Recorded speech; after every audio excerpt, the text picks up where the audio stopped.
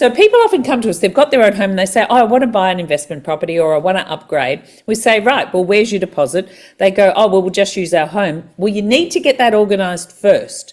So it's really important to get that deposit account separate and ready to go prior to going to purchase a new property.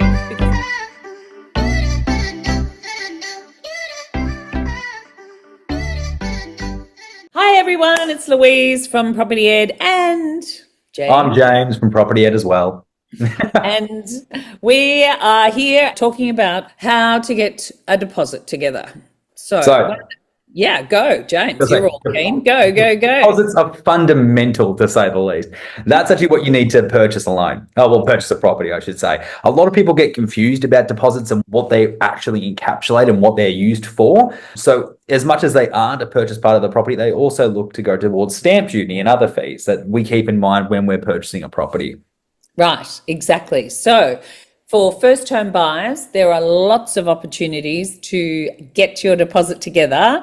So the first one is genuine savings. We need at least 5% genuine savings. So what are genuine savings, James? You work hard, you make money, and then you stick it somewhere where you're not going to touch it, pretty much. So, the way I've done that and the way we encourage our customers to do that is just have a different bank. Okay, if you have a different bank with a very strong interest return that we like to see as far as your savings return, okay, and what you'll get back, you just put money away every single month, dump part of your paycheck and just don't look at it. Make it a surprise to yourself every now and then when you check and like, oh, this is how I'm going and tracking on, which is a really nice surprise for you. But that is something that you should really consider doing. And the real tip, the really, really important tip is do not dip in and out of this account. And even better, call it home deposit. The banks love seeing an account that has sat there for at least 3 months being added to. Even if you got a gift at some point from parents or someone else, we've often had clients go home when we've said you need a little more deposit, go home and ask the family, and they've come back with thousands more to add to their deposit. If you ever had a chance, now's your time, because it's no point parents giving it to you when they're, dead and you're much older. So if they can give it to you sooner, it makes a big difference. Yeah, it does. So the other thing with genuine savings is sometimes some banks will consider the rent you've paid as genuine savings, but you still need the 5% or a deposit. You can't really purchase without 5%, but that's why we've got all these options with government grants and things that can help you pay the rest of the loan. Fees and charges, absolutely. The other thing you can do for a deposit is if you've already got your home, you need to release equity. So people often come to us, they've got their own home and they say, oh, I want to buy an investment property or I want to upgrade. We say, right, well, where's your deposit? They go, oh, well, we'll just use our home. Well, you need to get that organised first.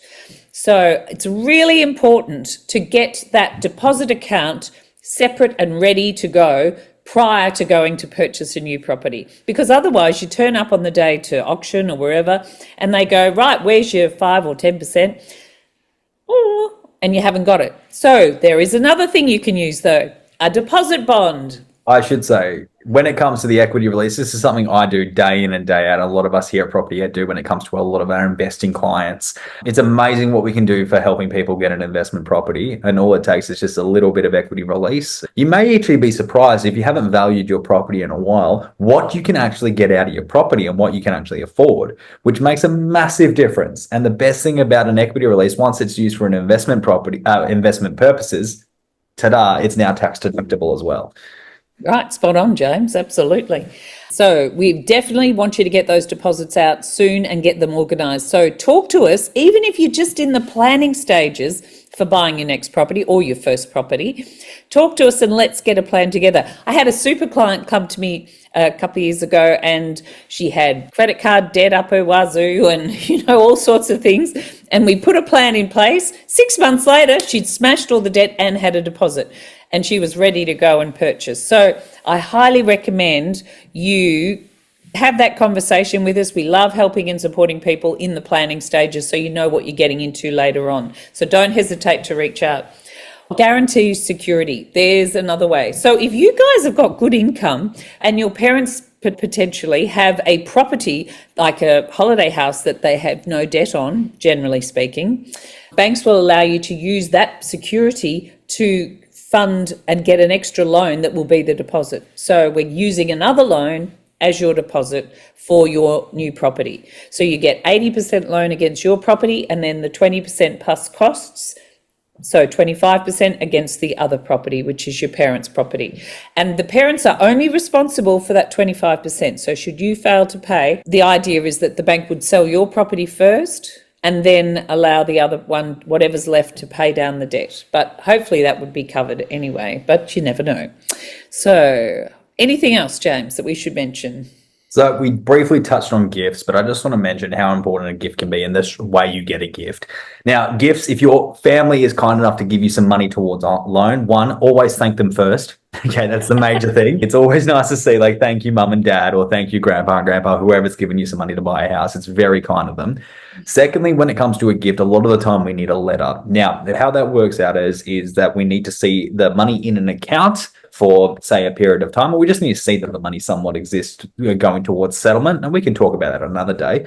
But what we do need is a letter from your parents that we usually draft up and send to you, or the bank has their own template, which we then send to you so you can get the gift. So don't just say, oh, I've got a gift, Bob's your uncle, I can now purchase a house. We really need to see evidence that that gift does exist beforehand. And that can just be just a stat deck, which is the letter like I spoke of, or we actually see the gift in an account that's been sitting there for quite some time. Yes, that's true. But sometimes even lenders will say, well, where did that money come from? Because they're concerned it's not from gambling or drug running or anything weird. They want to know, and they will also want to know, is it a loan? And so if you borrowed the money, do you have to repay it? So they're looking for that sort of evidence. Okay, so great. Well, any questions on getting a deposit together, don't hesitate to reach out. We look forward to seeing you and helping you in the future. See ya. Bye. See you guys.